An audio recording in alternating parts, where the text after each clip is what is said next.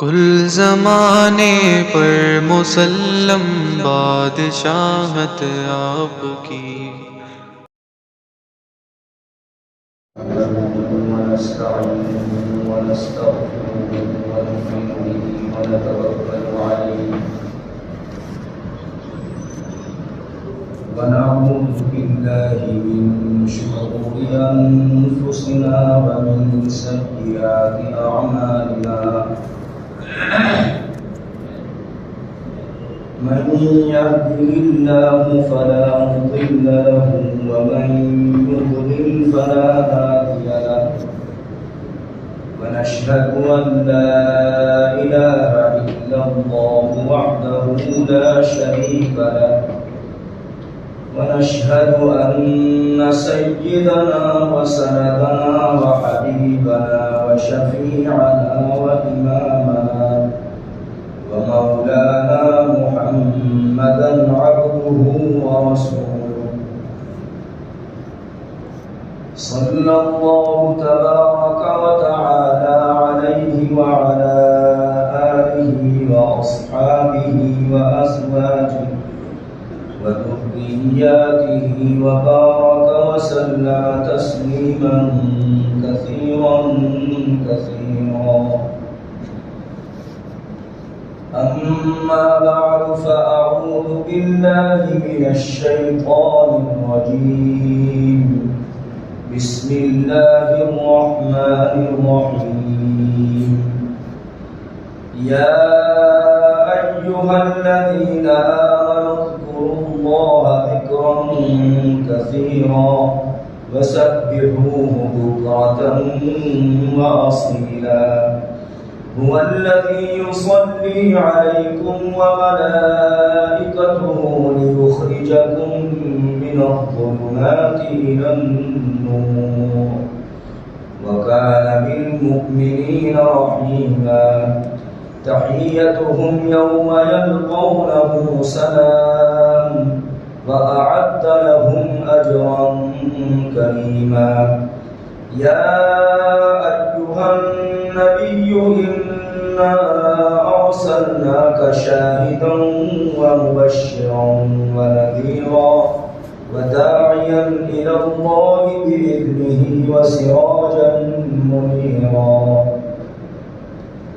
وبشر المؤمنين بأن لهم من الله فضلا كبيرا ولا تطع الكافرين والمنافقين ودع أذاهم وتوكل على الله وكفى بالله وكيلا.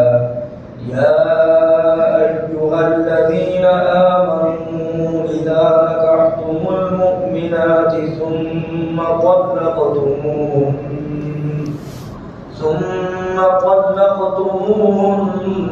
من قبل أن تمسوهن فما لكم عليهن من عدة تعتدونها فمتعوهن وسبحوهن سراحا جميلا.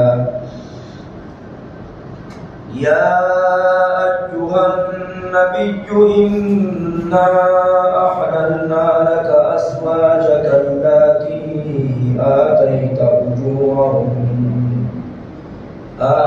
أجورهن وما ملكت يمينك مما أفاء الله عليك وبنات عمك وبنات عماتك وبنات خالك وبنات خالاتك اللاتي هاجرن معك وامرأة مؤمنة إن وهبت نفسها للنبي إن أراد النبي أن يستنكحها خالصة لك من دون المؤمنين. قد علمنا ما فرضنا عليهم في أزواجهم وما ملكت أيمانهم لكي لا يكون عليك حرج وكان الله غفورا رحيما صدق الله مولانا العلي العظيم.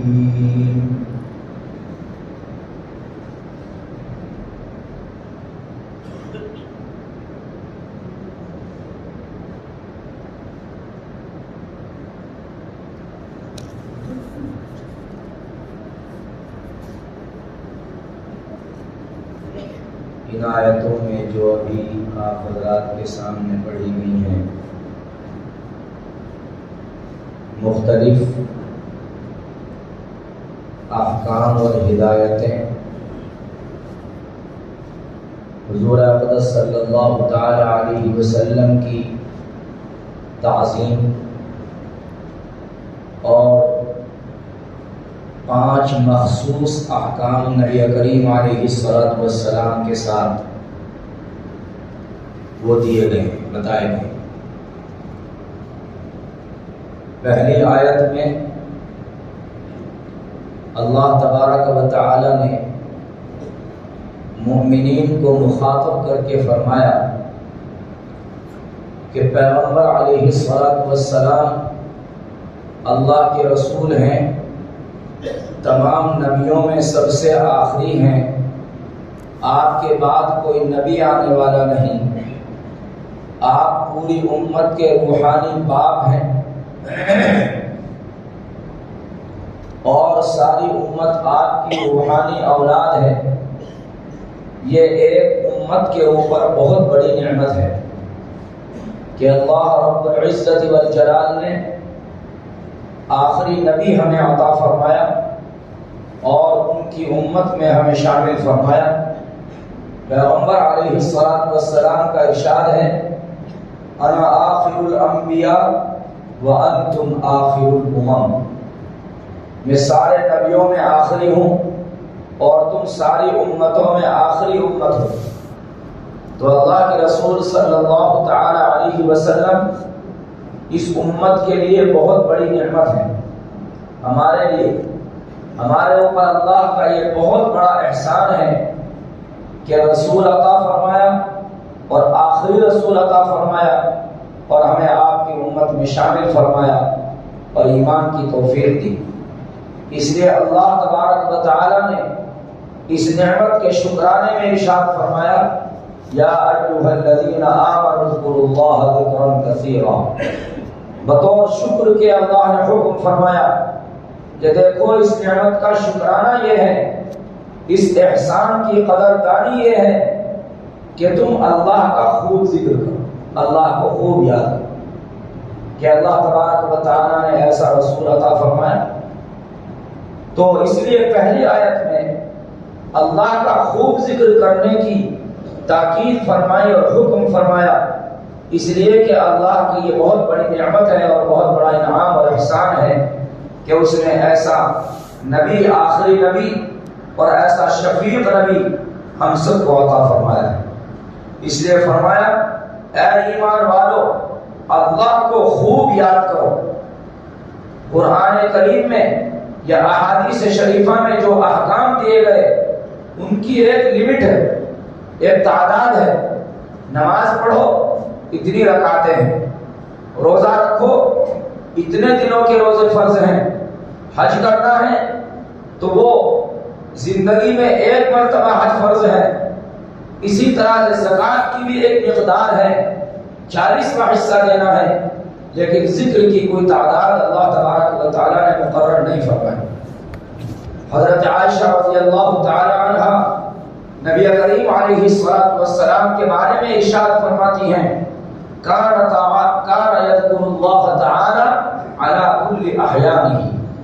آپ اللہ تبارک و تعالی کا ذکر کرتے تھے، ہر وقت ذکر کرتے تھے.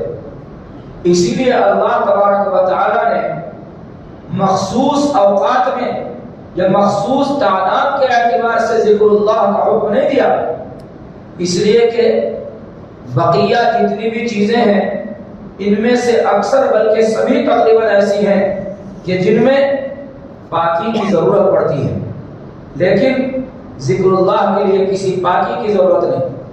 کوئی خاص وقت اس کے لیے مقرر نہیں، ہر وقت ذکر کیا جا سکتا ہے۔ مکروہ اوقات میں نماز نہیں پڑھی جا سکتی، اور سال کے 5 دنوں میں روزہ نہیں رکھا جا سکتا، 5 دنوں کے علاوہ بقیہ دنوں میں حج نہیں کیا جا سکتا۔ تمام احکام کا ایک وقت مقرر ہے، لیکن ذکر اللہ کا کوئی وقت مقرر نہیں۔ مکروہ اوقات میں بھی آپ ذکر کر سکتے ہیں، ناپاکی کی حالت میں بھی ذکر کر سکتے ہیں، بے وضو بھی ذکر کر سکتے ہیں، بے غسل بھی ذکر کر سکتے ہیں۔ ہر وقت میں کوئی وقت مقرر نہیں ہے، کوئی حالت مقرر نہیں ہے۔ اس لیے حضرت عائشہ فرماتی ہیں رضی اللہ عنہا، کان صلی اللہ علیہ وسلم یذکر اللہ تعالی علی کل احیانہ، تمام اوقات میں آپ ذکر کرتے تھے، کوئی وقت مخصوص نہیں تھا۔ ایک اور مطلب اس کا بیان کیا گیا ہے حدیث شریف کا، کہ آپ جو دن رات میں مخصوص اوقات کی دعائیں ہیں، یا مخصوص جگہوں کی دعائیں ہیں، یا مخصوص کاموں کی جو دعائیں ہیں، پیغمبر علیہ الصلوۃ والسلام ان تمام دعاؤں کو پڑھتے تھے۔ مسجد میں داخل ہونے کی دعا، مسجد سے نکلنے کی دعا، بیت الخلاء میں جانے کی دعا، وہاں سے نکلنے کی دعا، سونے کی دعا، جاگنے کی دعا، صبح اور شام کی دعائیں، وضو کی دعائیں، پیغمبر علیہ الصلوۃ والسلام وغیرہ وغیرہ، کھانے پینے کی دعائیں، بعد کی دعائیں، شروع کی دعائیں، ساری دعائیں پیغمبر علیہ الصلوۃ والسلام پڑھا کرتے تھے۔ صبح اور شام کے لیے اذکار ہیں باقاعدہ، کہ فجر کے بعد یہ اذکار پڑھنے ہیں، مغرب کے بعد یہ اذکار ہیں۔ بہرحال یہ ہے کہ نبی کریم علیہ الصلوۃ والسلام ان تمام اذکار کو اور ان تمام دعاؤں کو پڑھتے تھے، اس لیے کہ اس کے لیے کوئی خاص وقت مقرر نہیں، کوئی خاص حالت مقرر نہیں، پاکی اس کے لیے شرط ہے۔ اس لیے اللہ تبارک و تعالیٰ نے ذکر اللہ کا ہر موقع پر حکم دیا ہے۔ امام بخاری رحمۃ اللہ علیہ نے ذکر اللہ کے بارے میں بخاری شریف میں حدیث شریف ذکر فرمائی، اور نبی کریم علیہ الصلوۃ والسلام کا یہ قول ذکر کیا، یہ عمل ذکر کیا قرآن کریم کی تلاوت کے بارے میں۔ اگرچہ قرآن کریم کی تلاوت بغیر وضو کے تو ہو سکتی ہے، لیکن ناپاکی کی حالت میں نہیں ہو سکتی، تو بغیر وضو کے قرآن کریم کی تلاوت کے بارے میں ذکر فرمایا ہے کہ حضور اکرم علیہ الصلوۃ والسلام ایک رات اٹھے اور ان فی خلق السماوات سے اپنے بستر پر بیٹھے بیٹھے آخر تک تلاوت فرمائی، اور اس کے بعد وضو کر کے پھر تہجد کی آپ نے نیت باندھی، نماز پڑھی آپ۔ تو جب قرآن کریم کی تلاوت بے وضو ہو سکتی ہے تو ذکر اللہ، اور دوسرا جو ہے جس کے لیے کوئی حالت شرط ہے ہی نہیں، یہاں تک کہ عورت کے لیے، مرد کے لیے باقاعدہ امام بخاری رحمۃ اللہ علیہ نے صحیح بخاری میں احادیث شریفہ ذکر فرمائی ہیں کہ عورت اور مرد کی کوئی حالت ایسی نہیں جس میں ذکر و اذکار وہ نہ کر سکتی ہو اور نہ کر سکتا، کوئی حالت ایسی نہیں۔ کسی کی بھی ناپاکی کی حالت ہو، اللہ کا ذکر بہرحال وہ کر سکتی ہے اور کر سکتا ہے۔ اس لیے اللہ تبارک و تعالیٰ نے حکم فرمایا، یا ایھا الذین آمنوا اذکروا اللہ ذکرا کثیرا وسبحوہ بکرۃ واصیلا، اور صبح اور شام اللہ کی پاکی بیان کرتے رہو۔ صبح اور شام مخصوص طریقے پر ان دو وقتوں میں کیوں حکم دیا ہے؟ اس لیے کہ دن چلا جاتا ہے، رات آتی ہے، اس وقت میں فرشتوں کی حاضری ہوتی ہے، ایسے وقت میں اللہ تعالیٰ کا ذکر، اللہ کی پاکی خوب بیان کرنی چاہیے، وہ مخصوص وقت ہے۔ اسی طرح سے رات چلی گئی، دن آ رہا ہے تو صبح کا وقت ہے، ایسے وقت میں خوب اللہ تبارک و تعالیٰ کا ذکر کیا جائے، کیونکہ فرشتوں کی حاضری کا وقت ہے۔ وَالَّذِي يُصَلِّي عَلَيْكُمْ وَمَلَائِكَتُهُ لِيُخْرِجَكُم مِّنَ الظُّلُمَاتِ إِلَى النُّورِ وَكَانَ بِالْمُؤْمِنِينَ رَحِيمًا۔ اس کے بعد اللہ تبارک و تعالیٰ کے انعام کا ذکر فرمایا کہ تم اللہ کا ذکر کرو گے، اللہ تبارک و تعالیٰ کو یاد کرو گے تو اللہ تبارک و تعالیٰ کا بھی ایک انعام تمہارے اوپر ہوگا۔ وہ انعام یہ ہے کہ اللہ تبارک و تعالیٰ تم پر اپنی رحمتیں نازل فرماتا ہے اور اس کے فرشتے تمہارے لیے رحمت کی دعائیں مانگتے ہیں، رحمت کی دعائیں کرتے ہیں، استغفار کرتے ہیں تمہارے لیے۔ وہ ملائکتہ، وہی ہے جو رحمت بھیجتا ہے تم پر اور اس کے فرشتے، لیخرجکم من الظلمات الی النور، تاکہ تم کو اندھیروں سے اجالے میں نکالے۔ اور اللہ تبارک و تعالی ایمان والوں پر بڑا مہربان ہے۔ مہربان تو اللہ تعالیٰ سب پر ہے۔ اللہ تعالیٰ نے خود قرآن کریم میں ارشاد فرمایا، وسعت رحمتی کل شیء، میری مہربانی ہر چیز کو عام ہے، ساری مخلوق کے اوپر، صرف جانداروں پر نہیں، بے جان چیزوں کو بھی اللہ کی رحمت وسیع ہے۔ اللہ تبارک و تعالیٰ کی رحمت ہر چیز کو عام ہے، لیکن مؤمنین پر خاص طور پر مہربانی ہے اللہ تبارک و تعالیٰ کی، کہ اللہ تبارک و تعالیٰ دنیا میں بھی ایمان کی اللہ تعالیٰ نے توفیق دی، اعمال صالحہ کی بھی توفیق دیتا ہے اللہ تبارک و تعالیٰ۔ پیغمبر علیہ السلام کی آخری امت میں پیدا فرمایا ہے، تو یہ اللہ تعالیٰ کی بڑی مہربانی ہے۔ وَكَانَ بِالْمُؤْمِنِينَ رَحِيمًا۔ تحیتهم یوم یلقونه سلام وَأَعَدَّ لَهُمْ أَجْرًا كَرِيمًا۔ ان کا تحیہ اس دن ہوگا جس دن وہ اللہ تعالیٰ سے ملیں گے سلام سے۔ ان کا جو تحیہ ہے اور اللہ تبارک و تعالیٰ کی طرف سے مومن بندوں کا ایک طرح سے جو اکرام ہوتا ہے اور جو ان کو عزت کا مقام عطا ہوتا ہے، تو یہ اس دن ہوگا جس دن اللہ تعالیٰ سے ملیں گے۔ وہ کون سا دن ہوگا؟ اس سلسلے میں ایک قول یہ ہے علماء کرام کا کہ یہ ہر انسان کی موت کا دن ہے۔ جب بھی آدمی کی موت آتی ہے، ایمان والے کی، ایمان کی حالت میں اس کی موت آ رہی ہے، تو اللہ تبارک و تعالیٰ کا سلام اس کے اوپر آتا ہے۔ اللہ تعالیٰ کی طرف سے فرشتے سلام لے کر کے آتے ہیں، اللہ تعالیٰ اس کو سلام بھیجتا ہے مومن بندے کو، اور وہ اس سلام کی خوشی میں فوراً جانے کے لیے تیار ہو جاتا ہے۔ اگرچہ طبیعی اعتبار سے انسان کو زندگی میں موت ناپسند ہے، مگر موت کے وقت مومن کو، ایمان والے کو موت پسند ہوتی ہے۔ اسی لیے حدیث شریف میں آتا ہے، من احب لقاء اللہ احب اللہ لقاءہ ومن کرہ لقاء اللہ کرہ اللہ لقاءہ۔ جس آدمی کو اللہ تعالیٰ سے ملنا پسند ہوتا ہے، اللہ تعالیٰ بھی اس سے ملنے کو پسند فرماتا ہے، اور جس شخص کو اللہ سے ملنا ناپسند ہوتا ہے، اللہ کو بھی اس سے ملنا ناپسند ہوتا ہے۔ تو علماء نے اس کی تفسیر میں، تشریح میں حدیث شریف کی فرمایا ہے کہ ہر آدمی کو موت ناپسند ہوتی ہے۔ پھر اس کا کیا مطلب؟ کہ جس کو اللہ سے ملنا ناپسند ہو، اللہ کو بھی اس سے ملنا ناپسند ہوتا ہے۔ تو اس کا مطلب بیان کیا گیا کہ زندگی میں موت طبعاً ناپسند ہوتی ہے، لیکن موت کے وقت میں اللہ تبارک و تعالیٰ سے ملنا جس کو پسند ہوتا ہے، موت جس کو پسند ہوتی ہے، اللہ کو بھی اس سے ملنا پسند ہوتا ہے، اور وہ ایمان والا ہوتا ہے۔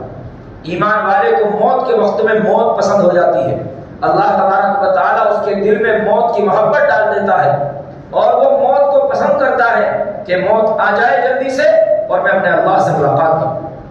اسی لیے حدیث شریف میں آتا ہے، نبی کریم علیہ السلام نے فرمایا، جب جنازہ لے کر چلو تو تھوڑا تیز لے کر چلو، بہت تیز نہیں دوڑتے ہوئے، لیکن تھوڑا تیز لے کر چلو، بالکل آہستہ آہستہ جنازہ مت لے کے چلو۔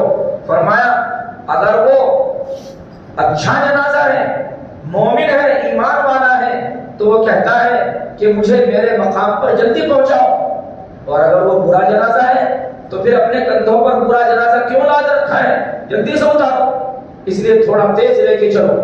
اور مردہ بھی کہتا ہے قدمونی قدمونی، کہ اگر وہ نیک ہوتا ہے تو وہ لوگوں سے کہتا ہے جس کی آواز ہم نہیں سنتے کہ مجھے جلدی لے کے چلو، مجھے جلدی لے کے چلو، تو وہ اللہ سے ملنے کو پسند کرتا ہے۔ نبی کریم علیہ السلام نے بات ارشاد فرمائی، صحیح بخاری میں حدیث ہے، فَإِن تَكُ صَالِحَةً قَالَتْ قَدِّمُونِي، اگر وہ نیک ہوتا ہے تو وہ کہتا ہے مجھے جلدی لے کے چلو، مجھے آگے بڑھاؤ۔ تو اللہ سے ملنا وہ پسند کرتا ہے۔ اور اللہ تبارک و تعالیٰ بھی اس سے ملنے کو پسند کرتا ہے، تو موت کے وقت میں موت طبعاً بھی آدمی کو پسند ہو جاتی ہے جب اللہ تبارک و تعالیٰ کے ملاقات کا اس کو یقین ہو جاتا ہے اور موت کا وقت ہو جاتا ہے۔ تو ایک قول تو یہ ہے کہ موت کے وقت میں اللہ تعالیٰ کا سلام آتا ہے، اور ایک قول ہے کہ قیامت کے دن کا یہ واقعہ ہے، اللہ تبارک و تعالیٰ کا ایمان والوں کو سلام آئے گا۔ اور ایک قول یہ ہے تیسرا کہ جنت میں داخلے کے وقت اور جنت میں جانے کے بعد اللہ تبارک و تعالیٰ کا سلام آئے گا۔ قرآن کریم میں تینوں سلام، یعنی اللہ تبارک و تعالیٰ کا بھی سلام آئے گا، فرشتوں کا بھی سلام آئے گا جنت میں، اور اہل ایمان بھی آپس میں ایک دوسرے کو سلام کریں گے۔ تو اللہ تبارک و تعالیٰ سلام کرے گا اپنے بندوں کو، کتنا لطف آئے گا اور مزہ آئے گا کہ اس جگہ پر اللہ تبارک و تعالیٰ کا سلام آئے گا۔ تو محبوب کا سلام جب آئے، پیغام اس کا آئے، تو آدمی خوشی میں جھوم جاتا ہے۔ اللہ سے بڑا محبوب کون ہوگا، اور وہ بھی جنت میں، تو ظاہر ہے کہ اللہ تعالیٰ کا سلام آئے گا تو اس میں لطف ہی دو بالا ہوگا، اس کے لطف کو یہاں بیان نہیں کیا جا سکتا۔ ظاہر ہے کسی عطر کی خوشبو کو، کسی گلاب کی پھول کی خوشبو کو، کسی بھی پھول کی خوشبو کو یہ نہیں کہا جا سکتا کہ صاحب اس کو کسی پیمانے میں مقرر کر کے اس کی تعریف نہیں کی جا سکتی کہ صاحب گلاب کی خوشبو ایسی ہے۔ کوئی پوچھے گلاب کی خوشبو کیسی ہے، میں نے تو نہیں سنا کبھی کہ گلاب کی خوشبو بہت عمدہ ہے، زیادہ سے زیادہ آپ یوں کہہ سکتے ہیں۔ اگر اور زیادہ تعریف کریں، ارے صاحب بہت ہی عمدہ ہے، تو اپنا انداز بدل لیں گے، ایک آدھ لفظ بڑھا دیں گے۔ لیکن اگر کوئی پھر بھی پوچھے ارے صاحب بتاؤ تو کیسی ہے، کہ میں گلاب کہیں تلاش کرو اور گلاب کی خوشبو سونگھ کر دیکھ لو، پتہ چل جائے گا کیسی ہے۔ ہم اس سے زیادہ نہیں بتا سکتے کہ صاحب عود کی خوشبو کیسی ہے، عود عطر کی خوشبو سونگھو کہیں سے، عطار کے پاس جا کر پتہ چل جائے گا کیسی خوشبو ہے، باقی اس سے زیادہ نہیں بتایا جا سکتا۔ اسی طرح سے اللہ تبارک و تعالیٰ کے سلام میں کیا لطف آئے گا، کیا مزہ آئے گا جنت میں موت کے وقت میں، یا جنت میں داخلے کے وقت میں، یا قیامت کے دن، تو اس کا لطف تو اسی وقت میں معلوم ہوگا جب اللہ تبارک و تعالیٰ کا سلام آئے گا۔ اللہ تعالیٰ ہمیں اس کے مستحقین میں شامل فرمائے۔ تحیتہم یوم یلقونہ سلام، ان کی دعا جس دن وہ اس سے ملیں گے سلام ہے۔ وَأَعَدَّ لَهُمْ أَجْرًا كَرِيمًا، اور تیار رکھا ہے اللہ تبارک و تعالیٰ نے ان کے واسطے عزت کا اجر۔ یا ایھا النبی انا ارسلناک شاہدا ومبشرا ونذیرا وداعیا الی اللہ باذنہ وسراجا منیرا۔ اس آیت میں، دو آیتوں میں اللہ تبارک و تعالیٰ نے نبی کریم صلی اللہ تعالی علیہ وسلم کی 5 صفتیں ذکر فرمائی ہیں۔ یہ وہ 5 احکام نہیں جو میں نے شروع میں بتلائے تھے کہ پیغمبر علیہ السلام کو 5 احکام مخصوص طریقے پر دیے گئے، نہیں، وہ تو بعد کی آیت میں آ رہا ہے یہ مضمون۔ یہ الگ چیز ہے کہ ان دونوں آیتوں میں اللہ تبارک و تعالیٰ نے 5 صفتیں نبی کریم صلی اللہ تعالی علیہ وسلم کی ذکر فرمائی۔ پہلی صفت انا ارسلناک شاہدا، دوسری ومبشرا، اور تیسری ونذیرا، ہم نے آپ کو بھیجا گواہ بنا کر، شاہد بنا کر۔ مشہور ہے، آپ حضرات نے اس سے پہلے بھی سنا ہے، اللہ تبارک و تعالیٰ نے گواہ کیسے بنایا نبی کریم علیہ السلام کو۔ یہ قیامت کے دن ہوگا جب اللہ تبارک و تعالیٰ فرشتوں سے پوچھے گا کہ تم نے میرے احکام پہنچائے، وہ کہیں گے بالکل بے شک پہنچائے۔ اور اللہ تعالیٰ ان کی امتوں سے پوچھے گا کہ تمہارے پیغمبروں نے تم کو احکام پہنچائے، وہ منع کر دیں گے کہ نہیں، ہم کو کوئی حکم نہیں پہنچا، ہمارے پاس نہ کوئی ما جاءنا من بشیر ولا نذیر، نہ کوئی خوشخبری سنانے والا آیا، نہ کوئی ڈرانے والا۔ اللہ تبارک و تعالیٰ پھر پیغمبروں سے ارشاد فرمائے گا، تو پیغمبر امت محمدیہ کو گواہی میں پیش کریں گے، اور امت محمدیہ گواہی دے گی، اور جب وہ جرح کرے گی وہ امت محمدیہ کے اوپر، اللہ نے یہ اعزاز امت محمدیہ کو عطا فرمایا کہ یہ پیغمبروں کے حق میں گواہ بنے گی۔ اور جب وہ جرح کرے گی امتیں کہ انہوں نے ہمارا زمانہ نہیں پایا، یہ موجود نہیں تھے، تو یہ گواہی کیسے دے سکتے ہیں جنہوں نے اپنی آنکھ سے واقعے کو نہیں دیکھا؟ اور اللہ تعالیٰ ان سے پوچھے گا تو امت محمدیہ جواب دے گی کہ ہاں ہمارے پیغمبر نے ہم کو بتلایا ہے، ہم بے شک اس زمانے میں موجود نہیں تھے مگر ہمارے پیغمبر نے ہمیں بالکل سچی اور صحیح خبر دی، وہ صادق تھے بالکل۔ اس کے بعد نبی کریم علیہ الصلوۃ والسلام سے پوچھا جائے گا، تب آپ گواہ بنیں گے، انا ارسلناک شاہدا، ہم نے آپ کو گواہ بنا کر بھیجا کہ ہاں بے شک میں نے ان کو یہ بات بتلائی کہ تمام پیغمبروں نے اپنی امتوں کو بالکل پورے احکام پہنچائے۔ تو نبی کریم صلی اللہ تعالی علیہ وسلم اپنی امت کے حق میں گواہی دیں گے۔ ایک مطلب تو اس کا یہ ہے، ایک مطلب اس کا اور ہے کہ نبی کریم علیہ الصلوۃ والسلام قیامت کے دن اپنی امت کے اعمال کی گواہی دیں گے، اس لیے کہ ساری امت کے اعمال نام بنام باقاعدہ والد کے نام کے ساتھ سب کے اعمال، بعض لوگ کہتے ہیں دو قول ہیں، صبح اور شام دن میں 2 مرتبہ، اور بعض کہتے ہیں کہ نہیں ہفتے میں 1 مرتبہ۔ زیادہ صحیح قول یہی ہے کہ ہفتے میں 1 مرتبہ نبی کریم علیہ الصلوۃ والسلام کی بارگاہ میں ساری امت کے اعمال باقاعدہ نام بنام پیش ہوتے ہیں، اور آپ امت کے ہر فرد کو اس کے عمل سمیت جانتے ہیں، پیغمبر علیہ الصلوۃ والسلام۔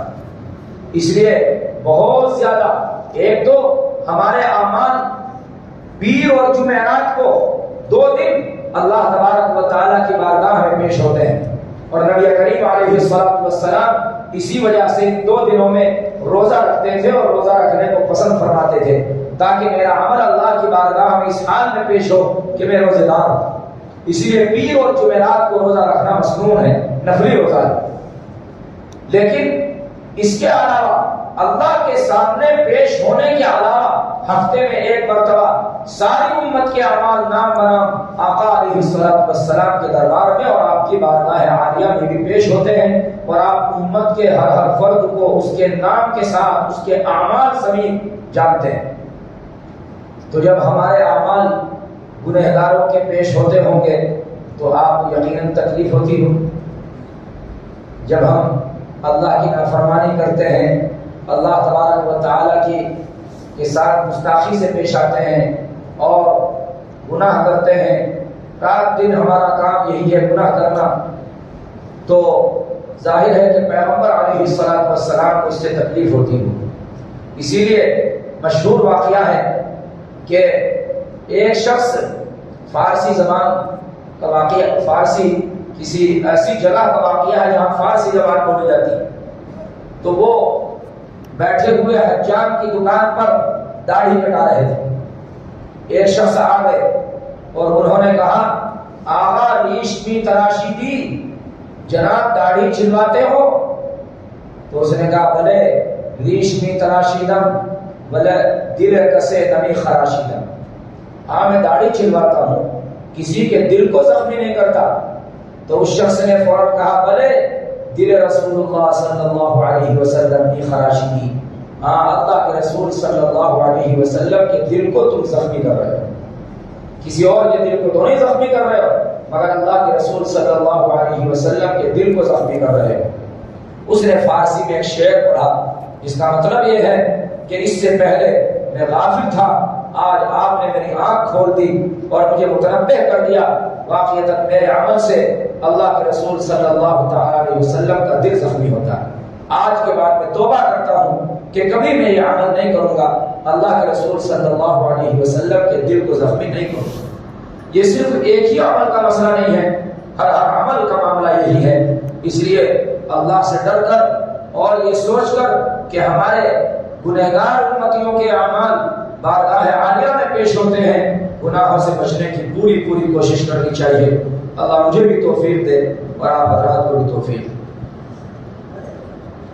تو فرمایا یا ایھا النبی انا ارسلناک شاہدا، تو ایک صفت بیان فرمائی شاہد ہونے کی کہ آپ گواہ بنیں گے، اپنی امت کے حق میں گواہی دیں گے کہ واقعی انہوں نے صحیح کہا، یا اپنی امت کے اعمال پر گواہی دیں گے کہ میری امت کے یہ اعمال ہیں۔ نبی کریم علیہ الصلوۃ والسلام دوسری صفت بیان فرمائی، وہ مبشرہ، اور خوشخبری سنانے والا بنا کر بھیجا۔ خوشخبری سنانے والا یعنی جو نیک اور صحیح اور اچھے اعمال کرتے ہیں ان صالحین کو جنت کی خوشخبری سنانے والا، ونذیرا، اور جو برے اعمال کرنے والے ہیں ان کو جہنم سے ڈرانے والا، بشیر و نذیرا یا مبشر و نذیرا، وداعیا الی اللہ باذنہ وسراجا منیرا، اور اللہ کی طرف بلانے والا اس کے حکم سے، اللہ تبارک و تعالیٰ کے حکم سے اللہ تعالیٰ کی طرف بلانے والا، اور داعی دعوت و تبلیغ اللہ کے فضل سے، اللہ کے حکم سے، باذنہ ہی یہاں پر بڑھایا گیا کہ آپ اللہ تعالیٰ کی طرف داعی تھے، اللہ کی طرف بلانے والے تھے۔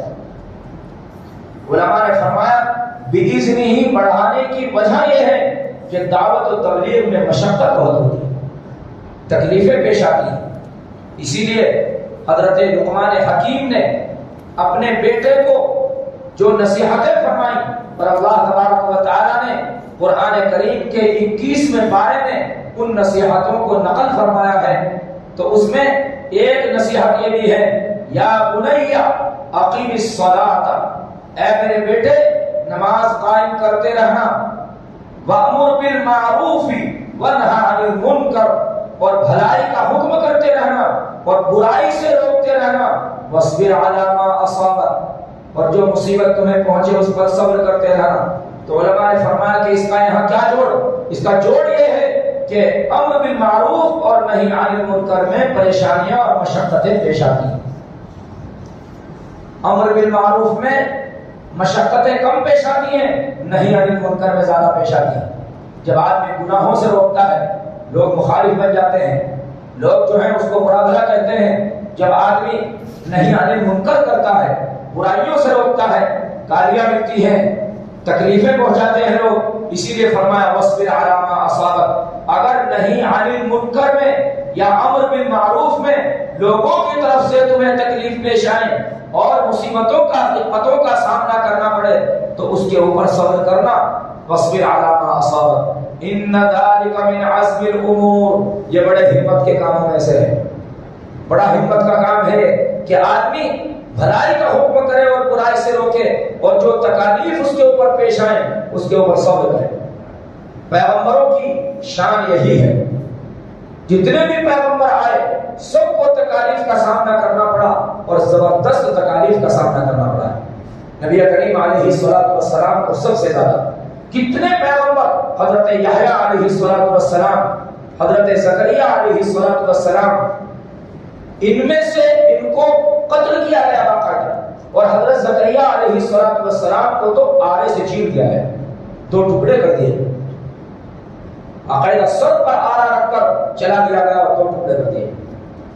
تو یہ تھا صبر، مصیبتوں پر صبر، کہ جو امر بالمعروف اور نہی عن المنکر میں، حدیث شریف میں آتا ہے حضرت خباب رضی اللہ تعالیٰ عنہ نے نبی کریم علیہ الصلوۃ والسلام سے جا کر کے شکایت کی کہ یا رسول اللہ بہت تکلیفیں پیش آ رہی ہیں، آپ دعا کر دیجیے۔ نبی کریم علیہ الصلوۃ والسلام کا انداز بدل گیا، فرمایا کہ تم ابھی سے یہ بات کہنے لگے، اور اللہ تبارک و تعالیٰ کے کتنے بندے ایسے ہوئے ہیں کہ ان کو چیر دیا گیا آروں سے، اور ان کے بدن پر لوہے کی کنگھیاں کی گئی، اور گوشت ان کنگھیوں کے اندر، ان کنگھیوں کے ذریعے سے اتار لیا گیا۔ لوہے کی کنگھیاں، دھاردار کنگھیاں باقاعدہ کی گئی، حدیث شریف میں ہے، صحیح بخاری میں حدیث ہے کہ لوگوں کو اس طرح سے تکلیفیں دی گئی، جو ہے تکلیفیں دی گئی ہیں، فرمایا وَلَكِنَّكُمْ تَسْتَعْجِلُونَ، تم جلدی کر رہے ہیں، اور فرمایا وَاللَّهِ لَيُتِمَّنَّ هَذَا الْأَمْرَ، اللہ کی قسم اللہ تبارک و تعالی اس دین کو اپنے مکمل کرے گا، یہاں تک کہ ایک عورت حضر موت سے صنعاء کی طرف چلے گی اور اپنے بکریوں پر بھیڑیے کے علاوہ کسی چیز کا اسے خوف نہیں ہوگا، کوئی اسے چھیڑ نہیں سکتا، اتنا ایسا امن و امان ہوگا، ایسا اطمینان ہوگا۔ چنانچہ خلفائے راشدین کے زمانے میں ایسا اطمینان اس دنیا نے دیکھا ہے کہ ایک عورت باقاعدہ چلی حضرت عمر فاروق رضی اللہ تعالیٰ عنہ کے زمانے میں حضرموت سے صنعاء کی جانب جو کئی سو کلومیٹر کا فاصلہ ہے اور اسے کوئی خوف نہیں، کوئی پریشانی کا سامنا نہیں، بالکل امن اور اطمینان اور سکون ہے اور عافیت ہے، کوئی چھیڑنے والا نہیں، اس کی بکری کو کوئی ہاتھ لگانے والا نہیں۔ اور حضرت عمر بن عبد العزیز رحمۃ اللہ علیہ کے زمانے میں تو آپ حضرات نے سنا ہے کہ بھیڑیا اور بکری دونوں ایک جگہ سے ایک ہی وقت میں پانی پیتے تھے اور بھیڑیے کو ہمت نہیں ہوتی تھی کہ وہ بکری کے اوپر حملہ کرے، اتنا عدل و انصاف تھا۔ ایک مرتبہ ایک بھیڑیے نے بکری کو پھاڑ ڈالا، ایک شخص نے کہا عمر بن عبد العزیز کی وفات ہو گئی، تو کسی نے پوچھ لیا کیسے پتا چلا کہ بھیڑیے نے بکری کو پھاڑا ہے، اس کا مطلب عمر بن عبد العزیز دنیا میں اب نہیں رہے۔ چنانچہ اسی وقت میں وفات ہوئی تھی، وفات ہوتے ہی فوراً جانوروں پر بھی اس کا اثر پڑا کہ بھیڑیے کو ہمت ہو گئی کہ وہ بکری کے اوپر حملہ کر رہا ہے۔ جتنی بھی چیزیں ہیں عدل و انصاف کا اثر سب کے اوپر پڑتا ہے، ہر چیز کے اوپر پڑتا ہے۔ ہمارے بزرگوں میں حضرت قاری صدیق صاحب مانوی رحمۃ اللہ علیہ، انہوں نے اپنی تقریر میں ایک مرتبہ واقعہ سنایا، بڑے اللہ کے ولی تھے، قریبی زمانے میں ہوئے ہیں، میں نے بھی زیارت کی ہے، شاید آپ میں سے بھی بعض ایسے ہوں جنہوں نے زیارت کی ہوگی حضرت کی، قاری صدیق صاحب مانوی رحمۃ اللہ علیہ۔ تو حضرت نے اپنی تقریر میں ایک واقعہ سنایا کہ ایک بادشاہ اپنے رعایا سے، اپنے وزیروں سے بچھڑ گیا، اکیلا ہو گیا، تو اس کو پیاس لگی، ایک باغ میں پہنچا۔ میں بتانا چاہتا ہوں مثلا یہ واقعہ میں اس لیے سنا رہا ہوں کہ عدل و انصاف کا اثر جاندار اور بے جان چیزوں پر بھی خود بخود پڑتا ہے۔ کوئی شخص یہ کہہ سکتا ہے کہ بھیڑیے کی ہمت کیسے ہو گئی عمر بن عبد العزیز کے انتقال پر حملہ کرنے کی، اس سلسلے میں واقعہ سنا رہا ہوں۔ تو وہ بادشاہ ایک باغ میں پہنچ گیا، اس کو سخت پیاس لگی ہوئی تھی، اس نے باغ کے مالک سے پوچھا، کہا باغ کے مالک نہیں بلکہ باغ کا رکھوالا، باغ کا مالک، اس سے کہا مجھے سخت پیاس لگی ہوئی ہے، تم مجھے پانی پلا دو۔ اس نے دیکھا مہمان ہے اور باغ کا جو مالک ہے اس کی طرف سے میزبانی کی اجازت ہے، چنانچہ وہ گیا اور اس نے ایک انار توڑا اور اس کو چھیل کر کے ایک گلاس میں اس کو نچوڑا تو وہ گلاس بھر گیا۔ بادشاہ کو لا کے پلایا، بادشاہ نے اس کو پیا تو شاندار رس اس کا بہترین، بادشاہ کی پیاس بجھی اور اس کو لطف آیا، تو اس نے اپنے دل میں سوچا کہ تیری مملکت میں ایسا باغ، اس کے اوپر ٹیکس لگانا چاہیے، اس کی تو بہت آمدنی ہوگی، اس پر ٹیکس ہونا چاہیے۔ اس دل میں آنے کے بعد اس نے پھر اس مالی کو کہا کہ ایک گلاس اور پلاؤ۔ اس نے پھر انار نچوڑا، وہ گلاس میں جو ہے اس کا اڑک نچوڑا، ایک انار اور توڑا، ایک اور توڑا، 3-4 انار توڑے، تب جا کے وہ گلاس بھرا۔ بادشاہ نے اس کو پیا، پینے کے بعد وہ مزہ نہیں، تو بادشاہ نے کہا کہ کیا بات، پہلی مرتبہ ایک انار میں گلاس بھر گیا تھا، اس مرتبہ کئی انار میں گلاس بھرا ہے، لطف اور مزہ بھی وہ نہیں ہے۔ تو مالی نے، وہ بھی کوئی اللہ کا نیک بندہ تھا، اللہ کا نیک بندے بہت سے ہوتے ہیں، تو اللہ کا نیک بندہ تھا، مجھے ایک واقعہ یاد آ رہا تھا لیکن میں نے روک دیا کہ بات دور چلی جائے گی، ورنہ میں رک کر کے ایک واقعہ اور سنا تھا۔ بہرحال تو وہ اللہ کا کوئی نیک بندہ تھا، مجھے تقاضا ہو رہا ہے میں سنا دیتا ہوں، نصیحت کا واقعہ ہے۔ حضرت عبداللہ ابن المبارک رحمۃ اللہ علیہ، یہ باغ کے مالی پر یاد آئی کہ باغ کا مالی کوئی اللہ کا نیک بندہ ہوگا۔ عبداللہ ابن المبارک رحمۃ اللہ علیہ، ان کا واقعہ ہے کہ ایک مرتبہ باغ کا مالک باغ میں آیا اور اس سے اپنے خادم سے کہا، عبداللہ بن مبارک رحمۃ اللہ علیہ کے والد مبارک، ان کا نام تھا مبارک، تو عبداللہ بن مبارک رحمۃ اللہ علیہ بہت بڑے محدث ہوئے ہیں، امام ابو حنیفہ، امام بخاری رحمۃ اللہ علیہ کے استاد کے بھی استاد تھے، بڑے عالم ہوئے ہیں، بڑے محدث ہوئے ہیں۔ تو مبارک رحمۃ اللہ علیہ باغ کے رکھوالے تھے، باغ کے مالی تھے۔ مالک ایک روز باغ میں آیا اور اس سے کہا کہ ذرا کوئی پھل توڑ کے کھلاؤ. تو اس نے پھل توڑا, بادشاہ کو کاٹ کر کے پیش کیا. بادشاہ نے کہا کہ یہ تو پھل اچھا نہیں ہے, کڑوا ہے, دوسرا لاؤ کوئی. تو دوسرا توڑا, وہ بھی کڑوا نکلا اتفاق سے. تو اس کو غصہ آیا بادشاہ باغ کے مالک کو, اور اس نے کہا اتنے دن تمہیں ہو گئے باغ میں, تمہیں اب تک یہ نہیں پتا کس درخت کا پھل کڑوا ہے اور کس کا میٹھا ہے. تو مالی نے کہا, مبارک رحمت اللہ علیہ نے, جناب میرے آقا آپ نے مجھے باغ کی رکھوالی کے لیے چھوڑا ہے, پھل کھانے کے لیے نہیں چھوڑا کہ میں پھل کھاؤں اور میں چکھتا بھی ہوں کس درخت کا پھل میٹھا ہے اور کس کا پھل جو ہے وہ پھیکا ہے. تو وہ باغ کا مالک, وہ آقا رونے لگا, خاموش ہو گیا, اور اس کے بعد اپنے گھر گیا. یہ غلام تھا مبارک, اپنے گھر گیا اور اپنی بیوی سے جا کے کہا لڑکی کے لیے رشتے کی تلاش ہے, آج مجھے لڑکا مل گیا. تو اس نے کہا کون؟ کہ وہ ہمارا جو غلام ہے مبارک, باغ کا رکھوالا. تو وہ بھی دیندار تھی گھر میں, وہ بھی تیار ہوگی. بہت اچھا, آپ کی خوشی میں ہماری خوشی, آپ جب تیار ہیں. تقوی کی بنیاد پر, نیکی کی بنیاد پر, صلاح کی بنیاد پر غلامی کو نہیں دیکھا کہ میرا غلام ہے, اپنی لڑکی کی شادی اس سے کی, اور اسی سے عبداللہ جیسا محدث پیدا ہوا ہے. عبداللہ ابن مبارک اسی لڑکی سے پیدا ہوا ہے جس لڑکی سے آقا نے تقوی کی بنیاد پر مبارک سے شادی کی, اسی سے عبداللہ ابن مبارک رحمۃ اللہ علیہ پیدا ہوئے. جب تقوی کی بنیاد پر شادیاں ہوتی ہیں اور میاں بیوی میں تقوی ہوتا ہے تو اللہ تبارک و تعالی نیک اولاد کی پیدائش کا ذریعہ بناتا ہے. اس سے علماء, فقہاء, محدثین اور اولیاء اللہ پیدا ہوتے ہیں. اور جب مال کی بنیاد پر اور صرف دینداری کو چھوڑ کر خوبصورتی کی بنیاد پر یا اس طرح کسی اور چیز کی بنیاد پر شادیاں ہوتی ہیں تو اس میں یہ چیز سامنے نہیں آتی.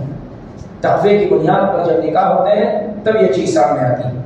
بہرحال تو بادشاہ نے کہا کہ اس پر اپنے دل میں سوچا, ظاہر نہیں کیا کہ اس پر ٹیکس ہونا چاہیے. چنانچہ میں نے بتلایا کہ کئی انار میں وہ گلاس بھرا, اور بادشاہ کے پوچھنے پر مالی جو اللہ والا تھا وہ سمجھ گیا, اور اس نے کہا کہ ایسا معلوم ہوتا ہے یہاں کا جو بادشاہ ہے اس کے دل میں بے انصافی اور ظلم کی بات آ رہی ہے. تو بادشاہ کو اس کا دھچکا لگا کہ میری وجہ سے یہ چیز ہوئی, اور انار پر بھی اس کا اثر پڑ گیا, پھلوں پر بھی اثر پڑ گیا. میرے ظلم کا, اور دل میں جو ظلم کی بات ہے ٹیکس لگانے کی, اس کا اثر پھلوں پر بھی پڑا. چنانچہ اس نے اپنے خیال سے فوراً توبہ کی, اور پھر دوبارہ ایک گلاس اور مانگا. پھر اس نے انار نہیں چھوڑا, پھر ایک انار میں گلاس بھر گیا, اور شاندار اس کا پھر لطف, اس کا مزہ وہی جو پہلے تھا. بادشاہ نے پھر کہا اس مرتبہ تو ایک ہی انار میں گلاس بھرے. دوبارہ پھر کہنے لگا, معلوم ہوتا ہے کہ بادشاہ نے اپنے خیال سے توبہ کی. وہ نہیں جانتا تھا کہ یہ بادشاہ ہے. لیکن میرا عرض کرنے کا مقصد یہ ہے کہ بے جان چیزوں پر بھی ذمہ دار کے دل کا اثر پڑتا ہے, ذمہ دار کے دل. اس لیے اپنے دل کے رخ کو بہت صحیح رکھنا چاہیے آدمی کو. گھر کے ذمہ دار کو, بستی کے ذمہ دار کو, محلے کے ذمہ دار کو, ملک کے ذمہ دار کو جب اس کا دل صحیح ہوتا ہے, رعایا پر اس کا اثر پڑتا ہے, جانوروں پر اس کا اثر پڑتا ہے, بے جان چیزوں پر بھی اس کا اثر پڑتا ہے, کھیتیوں پر بھی اثر پڑتا ہے. اور جب اس کے دل کا رخ صحیح نہ ہو تو پھر اس کا بھی اثر پڑتا ہے, تو عدل و انصاف کا بھی اثر پڑتا ہے اور ظلم کا بھی اثر پڑتا ہے. بہرحال میں عرض کر رہا تھا کہ داعیا الی اللہ باذنہ وسراجا منیرا, میں دور نکل گیا تھا. میں کہہ رہا تھا کہ اس چیز میں نہیں عن المنکر میں خاص طور پر اور امر بالمعروف میں بھی مصیبتیں پیش آتی ہیں, تکالیف پیش آتی ہیں, تو اس پر حکم دیا گیا وصبر علی ما اصابک, کہ اس پر صبر کرنا اس ظلم کے اوپر. وسراجا منیرا, اور اللہ نے اور ہم نے آپ کو روشن چراغ بنا کر بھیجا. سراج منیرا, چراغ کیوں کہا گیا, سورج کیوں نہیں کہا گیا؟ سراج منیرا, سورج ایسی چیز ہے جس سے آدمی اپنی مرضی کے مطابق فائدہ حاصل نہیں کر سکتا، لیکن چراغ سے اپنی مرضی کے مطابق فائدہ حاصل کر سکتا ہے۔ اس وجہ سے سراج منیر فرمایا، روشن کرنے والا چراغ، روشن چراغ ہم نے آپ کو بنا کے بھیجا اے پیغمبر۔ انا ارسلناک شاہدا ومبشرا ونذیرا وداعیا الی اللہ باذنہ وسراجا منیرا۔ ہم نے آپ کو بھیجا گواہ بنا کر اور خوشخبری سنانے والا بنا کر اور ڈرانے والا بنا کر اور اللہ کی طرف اس کے حکم سے، اس کے فضل سے بلانے والا بنا کر اور چمکتا ہوا چراغ بنا کر۔ وبشر المؤمنین بان لهم من اللہ فضلا کبیرا، اور خوشخبری سنا دے ایمان والوں کو کہ ان کے لیے اللہ کی طرف سے بڑا فضل ہے۔ ولا تطع الکافرین والمنافقین ودع اذاهم وتوکل علی اللہ وکفی باللہ وکیلا۔ اور کافروں کا اور دغا بازوں کا، منافقوں کا کہنا مت مانیے، یعنی جس طرح سے اب تک آج تک آپ نے کوئی اطاعت ان کی نہیں کی، آئندہ بھی نہ کیجیے، اور ان کے ستانے کو، ان کی تکلیف کو چھوڑ دیجیے، اعراض کیجیے، اس کی طرف دھیان نہ دیجیے جو آپ کو تکلیف پہنچاتے ہیں۔ وتوکل علی اللہ، اور اللہ پر بھروسہ کیجیے، وکفی باللہ وکیلا، اور اللہ کافی ہے کام بنانے والا۔ یہ یہاں تک بات پوری ہو گئی۔ میں تو سمجھ رہا تھا کہ اگلی آیتیں بھی ہو جائیں گی، لیکن دو آیتیں جن میں خاص احکام دیے گئے ہیں پیغمبر علیہ السلام کو، انشاءاللہ تعالیٰ ان کو کر بیان کیا جائے گا۔ اللہ تبارک و تعالیٰ ہم سب کو عمل کی توفیق عطا فرمائے۔ وآخر دعوانا الحمد للہ رب العالمین۔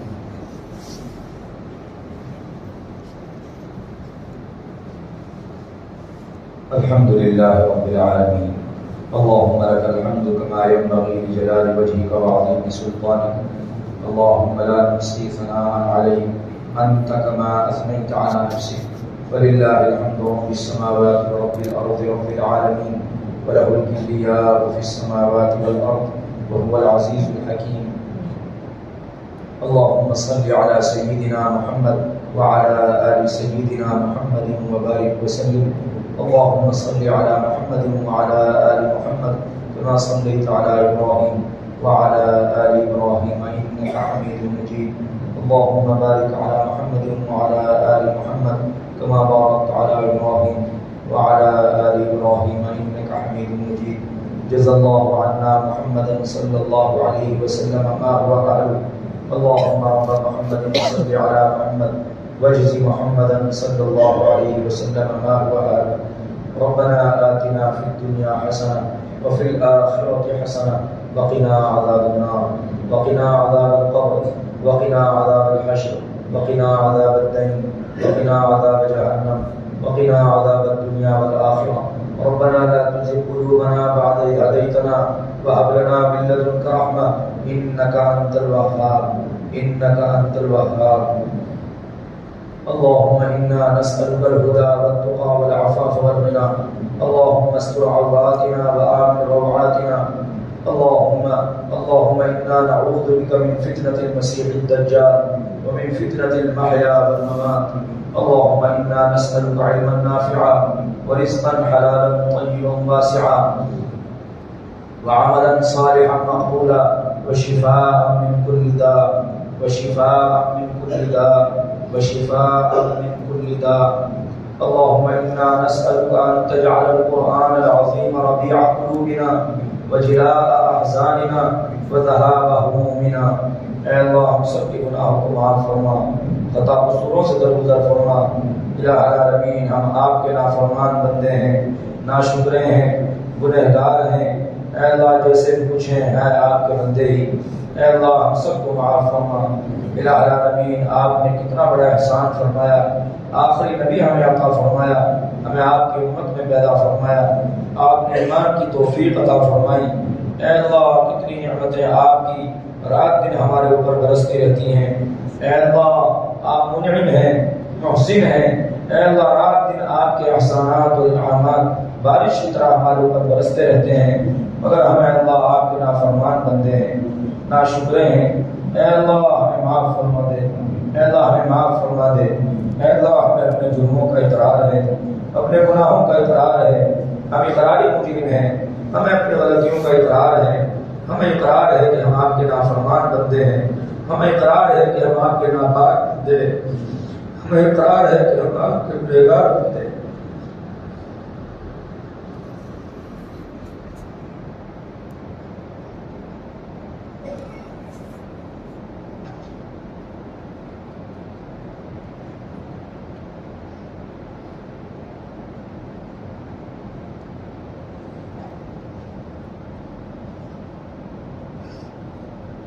اے اللہ ہمیں اپنے گناہوں کا، اپنے گناہوں کا، اپنے ناپاکیوں کا، اپنی نافرمانیوں کا اقرار ہے۔ اے اللہ دنیا میں ہم نے دیکھا ہے کسی سے غلطی ہو جائے کسی کے ساتھ اور وہ اپنی غلطی کا اقرار کر لیتا ہے، فوراً اس کو غلطی کو معاف کر دیا جاتا ہے۔ اے اللہ ہمیں بھی اپنے گناہوں کا اقرار ہے، اپنی غلطیوں کا اقرار ہے۔ اے اللہ آپ تو کریموں کے کریم ہیں، رحیموں کے رحیم ہیں۔ اے اللہ ہم سب کے ہاتھ میں رحم فرما، ہمارے گناہوں کو معاف فرما، ہمارے گناہوں پر معافی کا کرم بھیج دے، ہمیں پاک صاف فرما گناہوں سے۔ اے اللہ رمضان المبارک کا بابرکت مہینہ، اے اللہ اس مہینے کی برکتوں سے ہمیں محروم نہ فرما، اے اللہ اس مہینے کی برکتوں سے ہمیں محروم نہ فرما۔ یقیناً ہم ان کے مستحق نہیں ہیں، مگر اے اللہ بلا کسی استحقاق کے ہمیں اس کی برکتیں اے اللہ عطا فرما۔ اے اللہ اس ماہ مبارک کی قدردانی کی توفیق عطا فرما، ناقدری سے ہماری حفاظت فرما۔ اے اللہ الہ العالمین آہستہ آہستہ دوسرا عشرہ بھی جا رہا ہے، تھوڑا سا وقت باقی ہے۔ اے اللہ مغفرت کا عشرہ ہے، معلوم نہیں ہماری مغفرت ہوئی نہیں، اے اللہ ہم سب کی مغفرت فرما دے۔ اے الہ العالمین آپ نے مغفرت فرما دی تو ہم ہلاکت سے بچ جائیں گے، اے اللہ تباہی سے بچ جائیں گے۔ اے اللہ ہمیں ہلاکت سے بچا لیجیے، تباہی سے بچا لیجیے۔ اے اللہ گناہوں سے ہماری حفاظت فرما، اے اللہ اپنے رضا اور خوشنودی عطا فرما۔ اے اللہ ہماری جائز مرادوں کو پورا فرما، جائز تمناؤں کو پورا فرما۔ بہت سے بھائی دعاؤں کے لیے کہتے رہتے ہیں، بہت سے امید رکھتے ہیں نہیں کہہ پاتے، تمام کی جائز مرادوں کو پورا فرما، سب حاضرین کی جائز تمناؤں کو پورا فرما، جائز ضروریات کو پورا فرما۔ اے اللہ سب کی مشکلات کو آسان فرما، سب کو حلال روزی نصیب فرما، حرام روزی سے حفاظت فرما، برکت والی روزی عطا فرما۔ اے اللہ ہماری روزی میں برکتیں عطا فرما، گھروں میں خیر و برکت عطا فرما۔ اے اللہ نیک اولاد ہم سب کو عطا فرما، اے اللہ جو بے اولاد ہیں سب کو نیک اولاد عطا فرما، اور جن کے ہاں اولاد ہے اے اللہ ان کی اولاد کو مطیع اور فرما بردار بنا، ان کی آنکھوں کی ٹھنڈک بنا، جو نرینہ اولاد کی وجہ سے پریشان ہے ان کو نرینہ نیک اولاد عطا فرما۔ نبی پاک صلی اللہ تعالی علیہ وسلم کی سچی پکی محبت عطا فرما، جب تک ہم زندہ رہیں اسلام پر زندہ رکھ۔ اے اللہ جب موت ایمان پر خاتمہ نصیب فرما۔ ربنا تقبل منا انك انت السميع العليم وتب علينا انك انت التواب الرحيم، وصلى الله تعالى وسلم على خير خلقه محمد وعلى آله وصحبه أجمعين برحمتك يا